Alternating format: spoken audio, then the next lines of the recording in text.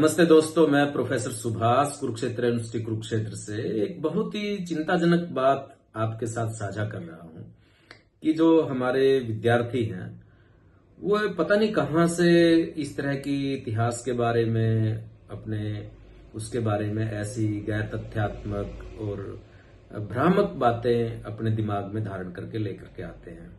पता नहीं कहां से वो इस बात को सीख रहे हैं। तो ये एक हमारे लिए बहुत ही चिंता की बात हो रही है।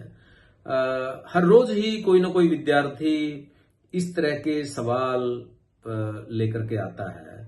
जैसे अभी एक विद्यार्थी आया और उसने बात बात में ये कहा कि सती प्रथा तो मुगलों के आने के बाद आई थी।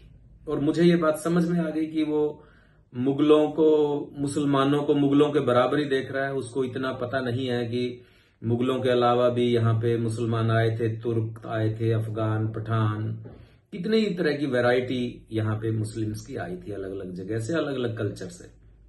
धर्म उनका एक था, लेकिन नस्ल के तौर पे या फिर क्षेत्र के तौर पे, संस्कृति के तौर पे, भाषा के तौर पे भी वो अलग अलग जगह से आए थे। लेकिन उसको सिर्फ मुगलों का ही पता है, क्योंकि मुगलों का नाम लेकर के ही बहुत ज्यादा इस तरह की भ्रामक चीजों को फैलाया जा रहा है।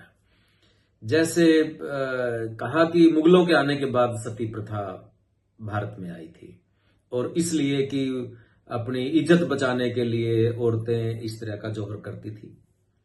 बीच में अलाउद्दीन खिलजी का नाम भी ले लिया जाता है पद्मावती के साथ। लेकिन जैसे ही मैंने उससे बात की कि भैया हमारा जो महाभारत जो ग्रंथ है उसमें ही देख लीजिए कि पांडु की 2 पत्नियां थी।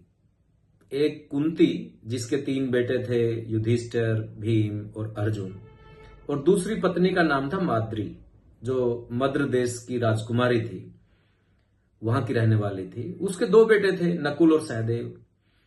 पांडु हम सब जानते हैं कि वो बीमार थे, इसीलिए उनका नाम पांडु भी है, पीला रंग था उनका। जब उनकी मृत्यु हो गई तो माद्री उनके साथ सती हुई थी।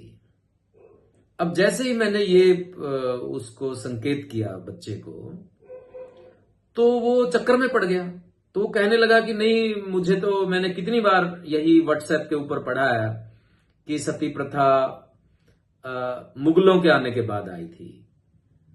तो अब इस बात का क्या किया जाए कि हमारे विद्यार्थियों के सामने, नौजवान पीढ़ी के सामने, जिसे अपनी एक आलोचनात्मक चिंतन के साथ, तथ्यपरक बात के साथ इस देश की जनता को एजुकेट करना है, उसके दिमाग में इस तरह की गैर तथ्यात्मक बातें पता नहीं कहां से आ रही हैं, जो एक बहुत ही ज्यादा चिंता की बात है कि हम अभी 21वीं शताब्दी में यदि अपने दिमाग का प्रयोग नहीं करेंगे और ऐसे ही बिना किसी उसके जांच पड़ताल किए बिना चीजों को मानते चले जाएंगे तो हम कहां पहुंचेंगे।